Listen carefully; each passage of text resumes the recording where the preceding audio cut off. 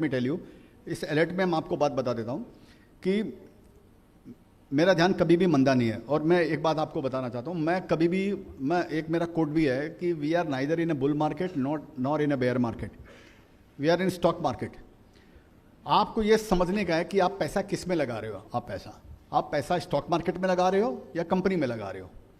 मेरे को अगर पूछोगे ना तो मैं मेरा पैसा इंडिया पे लगा रहा हूँ। मैं जो बार बार आपको ये बात कर रहा हूँ कि मैं एक्स्ट्रा मार्केट पोटेंशियल, अब मैं उसको खाली सोच रहा हूँ, मेरा ध्यान खाली उस चीज़ के अंदर में रहता है। इसलिए कभी कभी मैनेजमेंट की क्वालिटी में थोड़ा बहुत कॉम्प्रोमाइज़ मैं कर सकता हूँ उसके अंदर में। तो मैं पैसा जो लगा रहा हूँ वो इंडिया पे लगा रहा हूँ। तो इंडिया पे अगर पैसा लगा रहा हूँ तो मेरे को जो बुल मार्केट और बेयर मार्केट है वो इंडिया का नहीं है, वो स्टॉक मार्केट का देन है। बुल मार्केट और बेयर मार्केट वो बाइंग और सेलिंग, एफआईज बेच रही है, एफआईज ले रही है। एफआईज तो इसके लिए भी बेच रही है कि उसको ब्राज़ील के अंदर में घाटा लग गया, उसको इंडिया से क्विट होने का है, उसको इंडिया डेडिकेटेड फंड का रिडिम्शन आ गया।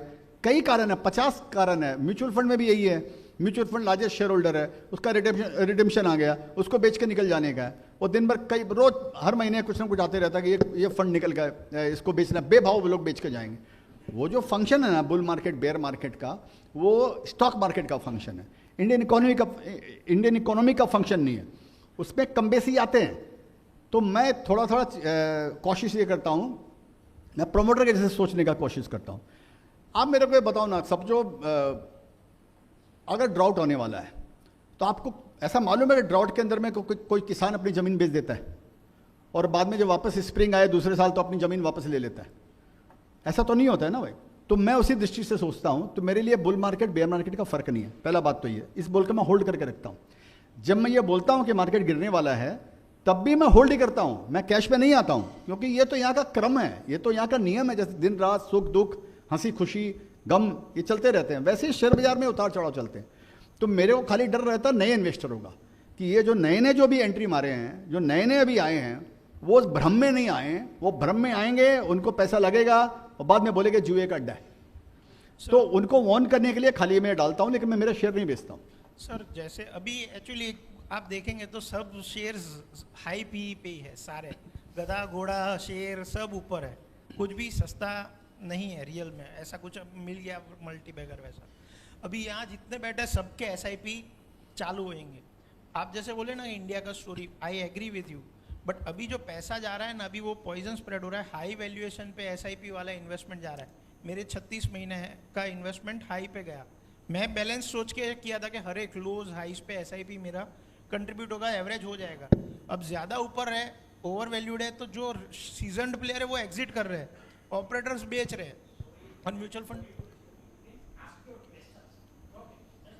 यस। सो जो स्प्रेड हो रहा है वो मैं आपको बताता हूँ शॉर्ट में दोस्त, अगर आपको लग रहा है ना कि कहीं ये हाई पी है, कहीं आपको लग रहा है कि वैल्यू इरिजिस्टिबल है, एसआईपी है सर, जनरल है वो तो। नहीं सुनिए, एसआईपी जो है ना बॉस, आप एसआईपी जो है वो 20 साल का गेम है, ठीक है ना। एसआईपी को आप इससे कंपैरिजन मत करो। अगर आप ये पूछना चाह रहे हैं कि हाई वैल्यू के शेयर्स अगर हो गए हैं तो एसआईपी रोक देना चाहिए, अगर आप ये पूछना चाह रहे हो तो मैं बोलता हूँ नहीं रोकना चाहिए। SIP is a different ball game. हम यहाँ बात करते हैं डायरेक्ट इन्वेस्टिंग का।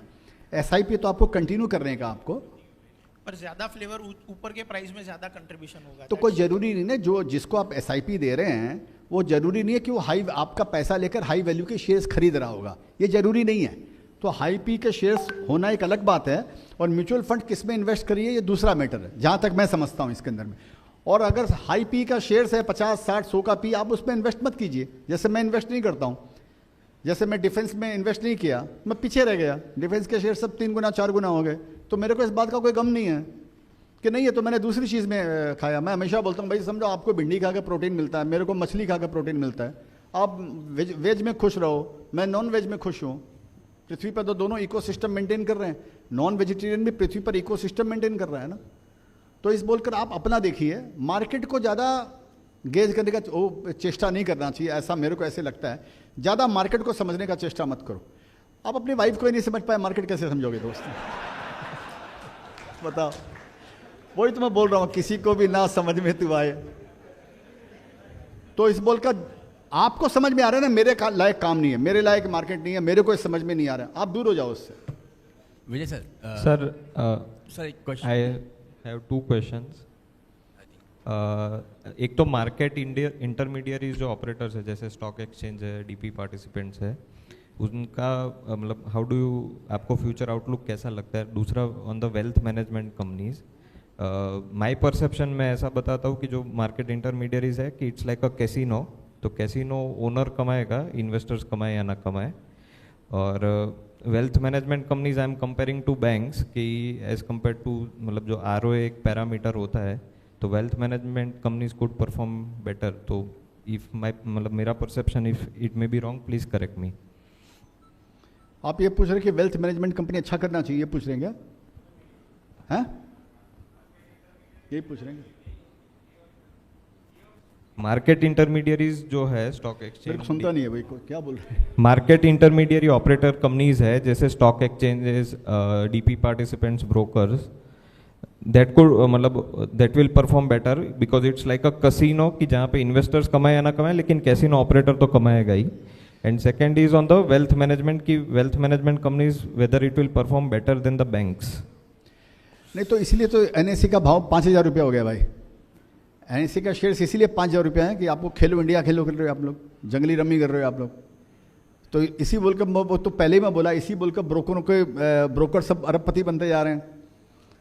तो वो उनका जो आप अगर समझिए फ्यूचर ऑप्शन की बात कर रहे हो तो हाउस ऑलवेज विंस, तो वो तो वही उसके अंदर में हो रहा है। अभी यही है कि क्या बोलना चाह रहे हैं, समझा नहीं भाई।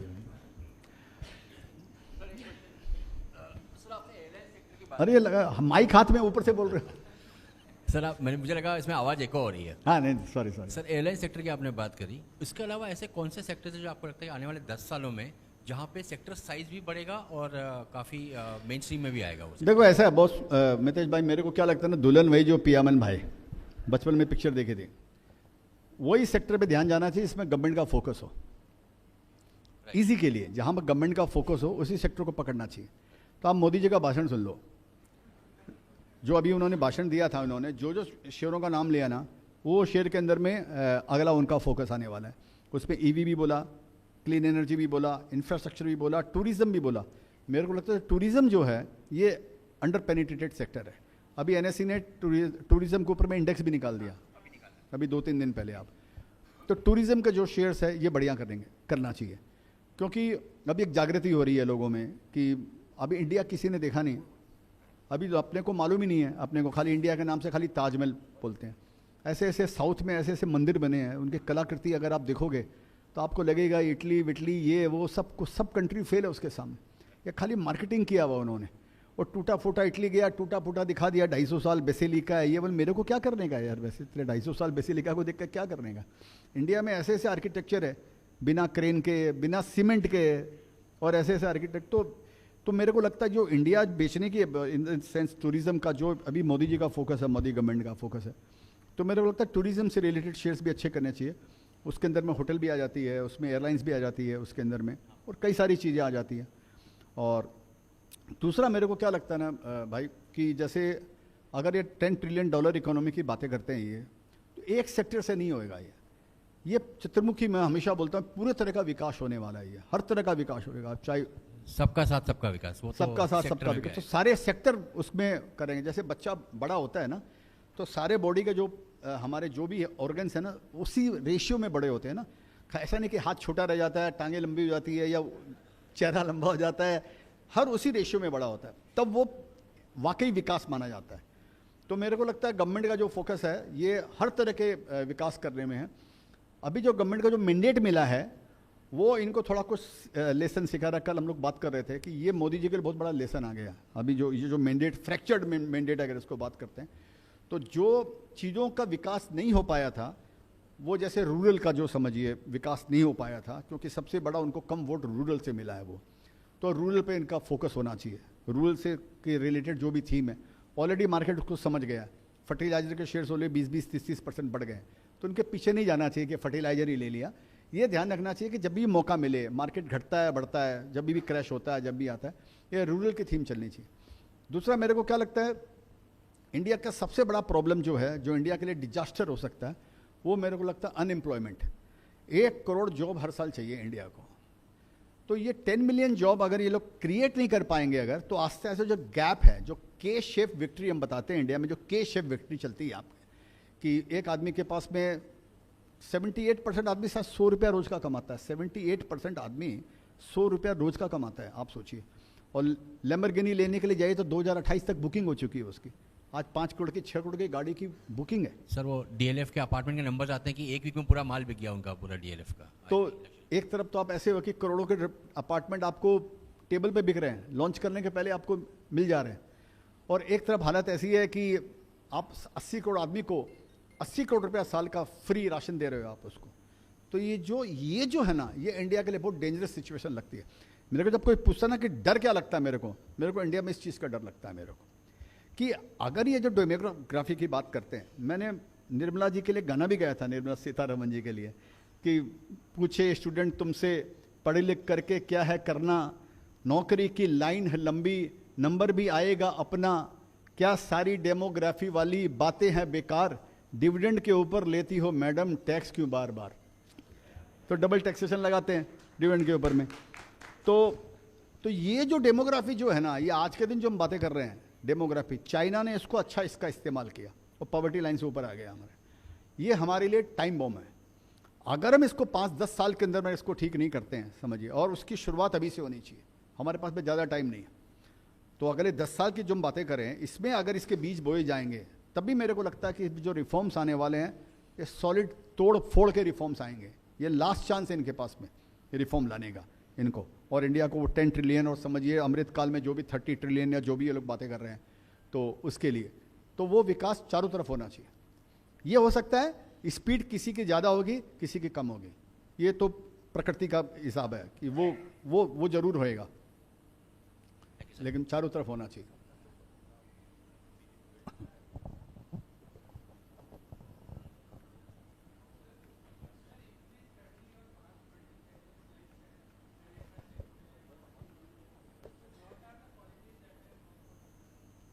क्या क्वालिटी?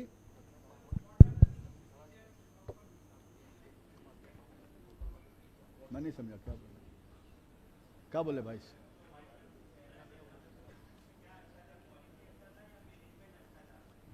हाँ, मैं ऑलरेडी बताया ना बॉस, मैनेजमेंट सबसे बढ़िया, ग्रोथ बढ़िया, 3 ही प्लेयर रह गए, कंपटीशन खत्म हो गया, प्राइसिंग पावर आने लग गया, इंडिया में ग्रोथ हो गया, हाउसिंग बनने लग गए, पर कैपिटा इनकम बढ़ने लगी, एस्पिरेशन बढ़ने लग गया। ये सारी चीजें सेरा के अंदर में, सेरा के लिए पूछ रहे हो ना भाई? अतुल ऑटो में मैंने आपको बताया ना बॉस कि 5 लाख का मार्केट साइज था, ये 2% बनाते थे 10,000, 5% का इंक्रीमेंटल ग्रोथ था, इसका अंदर 25,000 इंक्रीमेंटल व्हीकल चाहिए और ये खाली 10,000 रुपये पड़े हुए हैं। तो मेरे को ग्रोथ दिखाई दिया पूरा, बोल चुका है ये बात, बराबर है sir? We will conclude the question answer session. हाँ जी, हाँ जी, यस यस, लास्ट। हाँ, मैडम को बोलने दीजिए। What is the take on? एक बात और बताता हूँ बीच के अंदर में, जैसे मैंने आपको बोला ना कि चाइना का जो प्रॉब्लम है, चाइना से हमको बड़ा सीखना चाहिए भाई। ये चाइना 21st सेंचुरी का फर्स्ट वंडर है, हमारा उसके साथ रिलेशन है वो दूसरी बात है, हम सबसे सीखते हैं, चाहे हमारे पक्ष में हो नहीं, चाहे हमारे विपक्ष में हो। उसको चाइना की प्रगति के अंदर में सबसे बड़ा हाथ रहा वहाँ के आदमियों का, और सबसे बड़ा हाथ रहा विमेन एम्पावरमेंट का चाइना के अंदर में। आप चाइना में मैं गया था, मैं आप जैसे यहाँ पर हमारे वो जो सोचते हैं ना, वो वर्ल्ड स्केल में सोचते हैं। चाइना की जो उसकी जो सोच है वो वर्ल्ड स्केल की सोच है। जैसे धीरू भाई सोचते थे कि आज डिमांड नहीं है, कल डिमांड निकलने वाली है, चाइना वैसे कैपेसिटी लगाता है। और सबसे बड़ा चाइना के अंदर में जो इसकी ग्रोथ का हाथ हुआ वो जाता है वहाँ की विमेन को, वो विमेन एम्पावरमेंट का। वहाँ पे मैं एक फैक्ट्री के अंदर में गया और उसमें 18 असेंबली लाइन लगा रखे थी, 18 असेंबली लाइन, एक इंजन बनाने की 18 असेंबली लाइन बना रखी थी वहाँ, और खाली औरतें उसके अंदर में काम कर रही थी उसके अंदर में। और वो लेकर गया मेरे को दिखाने के लिए, और समझिए असेंबली लाइन है, यहाँ पर एक औरतें खड़ी हैं और वो पार्ट्स को इधर ठक किया, इधर लगाया, ठक किया, वो ऐसे असेंबली लाइन चलती है। वो नज़र उठा के नहीं देख रही है कि कौन आया है, कौन विजिटर आया है, वो नज़र उठा के नहीं देख रही है। मैं सामने खड़ा हूँ, कोई नज़र उठा के नहीं देखता है। तो उनका जो फोकस है, उनका जो डिसिप्लिन है, उनका जो काम करने का तरीका उन लोगों का, वो इतना प्रोफेशनलाइज है उन लोगों का। चाइना में सबसे बड़ा, चाइना का एक जो पिलर, अगर 4 पिलर की बात करेंगे वो आएगा वुमेन का वहाँ पे। मैं जब आया तो मैं यही सोचा कि इतने बड़े 420 लोग हैं, धारा 420 नहीं बोल रहा हूँ सर, आपने बोला 420 रजिस्ट्रेशन में, इसलिए मैं बोल रहा हूँ, ज़्यादा हो गया तो ज़्यादा हो गया, धारा बढ़ गई। 420 लोग में 15 विमेन नहीं है यहाँ पे, आप ये सोचिए। तो ये कैसे सुधार होगा अगर जब इसको अगर ये फोर्स को अगर हम लोगों ने घर में रख दिया, या ये फोर्स प्रोडक्टिविटी में नहीं आएगी, इंडिया कभी 40 ट्रिलियन 30 ट्रिलियन की इकोनॉमी नहीं बन सकता। हम 5-10 ट्रिलियन में आकर सिमट सकते हैं। उसके लिए विमेन का एम्पावरमेंट ये बहुत ज़्यादा जरूरी है, ये खाली किताबी बातें नहीं है यहाँ। हाँ मैडम आइए, with due respect to you, लगाइए। AI based funds. What is that? Take on AI based funds. Artificial intelligence. हाँ उसका क्या है? देखिए मैडम बताता हूँ कि AI मेरे से ही चालू होता है, क्योंकि मेरी भी जो इंटेलिजेंस है ना वो आर्टिफिशियल ही है, पहला बात ये समझ लीजिए। तो AI का जो सवाल है, मैं इस मैटर को ज़्यादा समझता नहीं हूँ AI को, लेट मी टेल यू, लेकिन ये समझ में आता है, एज ए लेमैन की लैंग्वेज में समझ में आता है। सब चीज़ तो AI है। आप गूगल में कोई चीज़ एक बार सर्च कीजिए और बार बार गूगल आपको वो ऐड देता है, या बार बार गूगल आपको उसके बारे में आर्टिकल भेजता है, ये भी एक तरह का AI है ना ये। तो अभी जो एडवांस AI है उसके बारे में मैं जो जानता हूँ वो मैं खाली आपके साथ में शेयर करना चाहता हूँ। कि बोलते हैं कि जो सबसे बड़ा IQ लेवल जो था वो समझिए किसका था, आइंस्टाइन का था। वो तो 155 IQ था उसका, और बोलते हैं अभी जो IQ जो है AI का वो कोई 140 समथिंग है। आने वाले टाइम में बोलता है उसका IQ 1500 हो जाएगा। माने जो सबसे इंटेलिजेंट आदमी जिसको दुनिया में माना गया है रिकॉर्ड में, उससे भी 10 गुना हो जाएगा। कल मैंने एक स्टेटमेंट पढ़ा कि 10,000 टाइम्स AI का कैपेसिटी हो जाएगा। तो I don't know about it कि what is going to happen, इसका उत्तर मेरे पास में नहीं है, न मैं इसको, मेरे में इतनी आज के दिन इसमें बुद्धि है कि AI में कौन सी कंपनी लगी हुई है। Ultimately AI is a tool, every company will have to adopt it. जैसे सॉफ्टवेयर आया फॉर एग्जांपल, तो हर कंपनी को सॉफ्टवेयर बनाना जरूरी नहीं है, आप सॉफ्टवेयर यूज कर रहे हैं, इससे आपकी एफिशिएंसी बढ़ती है। तो वैसे ही AI का जो एप्लीकेशन है, जो आप यूसेज जो भी कंपनियां करेंगी, इसका उनको फायदा होने वाला है। आप इसको दूसरी चीज से कनेक्ट कीजिए कि दुनिया के अंदर में जो एक विकास हुआ समझिए, तो सबसे बड़ा विकास कब हुआ, माने कई विकास हुए, जिससे रेफ्रिजरेटर बनी, फ्रिज बनी। तो फ्रिज एक अपने आप में एक अद्भुत विकास था, फ्रिज का बनना। लेकिन आज के दिन अगर आप देखें जब फ्रिज बनी है, तो आज के दिन वर्ल्ड लेवल पे कोई भी कंपनी नहीं है जो फ्रिज के अंदर में है। वर्ल्ड लेवल में कोई भी एक कंपनी नहीं है जो रेफ्रिजरेटर है, हजारों कंपनियां हैं, हर मुल्क में अलग अलग कंपनियां हैं। अपनी कंट्री में भी 100 कंपनियां होंगी जो फ्रिज बनाने वाली होगी। तो एक कंपनी का वर्चस्व नहीं है पूरी दुनिया के अंदर में। लेकिन मालूम है सबसे बड़ा फ्रिज बनाने का फायदा किसको हुआ? 2 कंपनियों को, पेप्सी और कोका कोला को। उनके कारण पेप्सी और कोका कोला का फॉर्चून चेंज हो गया, वो फ्रिज के कारण उनको, और वो पूरी दुनिया में उनका कब्जा हो गया। फ्रिज बनाया किसी और ने, यूज किया किसी और ने, और उसका फायदा उठाया उन्होंने जिन्होंने यूज किया। तो AI का भी इससे यही कनेक्ट करना चाहिए कि इसका भी फायदा उनको होगा जो इनको ठीक से अपने साथ में अलाइनमेंट करके यूज कर सकते हैं।